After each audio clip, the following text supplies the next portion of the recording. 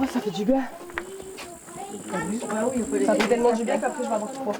On s'est dit qu'aujourd'hui c'était une journée de soleil, donc on serait bien au frais. Puis mes parents sont de la région et ils l'avaient déjà fait et ils m'en ont parlé très positivement et je voulais faire connaître ça à mon fils.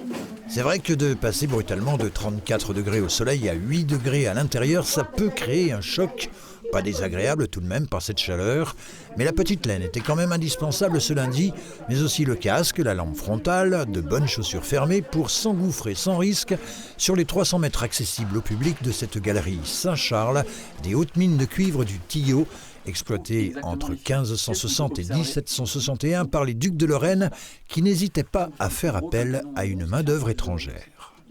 Principalement du centre de l'Europe qui parlait allemand, mais très vite on a formé des mineurs locaux. Ils vont être bien payés, ça va permettre à leur famille de vivre convenablement et pas mal d'avantages qui facilitent la vie, par exemple le fait d'avoir accès au marché avant tout le monde.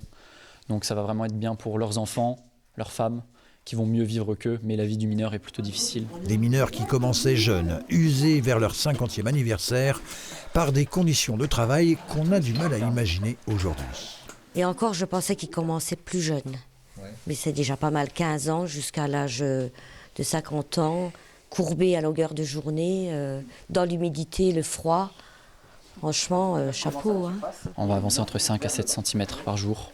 Donc c'est très très faible, très très long. Du granit très dur, donc pour extraire, beaucoup de travail. Et en plus de l'extraction, il fallait concasser et laver le minerai pour récupérer du cuivre pur.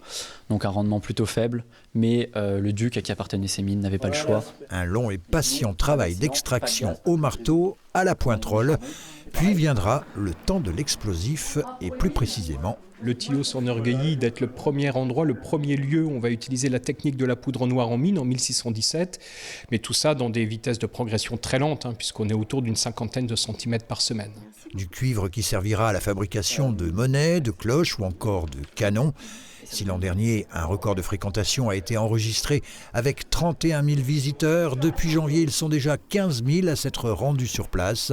Le site touristique municipal travaille d'ailleurs sur plusieurs autres projets, dont l'agrandissement du musée, un nouveau parcours didactique sur la manière dont les mineurs collectaient et se servaient de l'eau pour extraire le cuivre, ou bien encore la réouverture également d'une autre galerie, monument historique, cachée un petit peu dans la forêt aujourd'hui, qui est un magnifique témoignage justement de l'arrivée de la poudre noire. Une galerie de plus à visiter dans quelques années, parmi les 7 kilomètres que comptent les hautes mines du Tillot.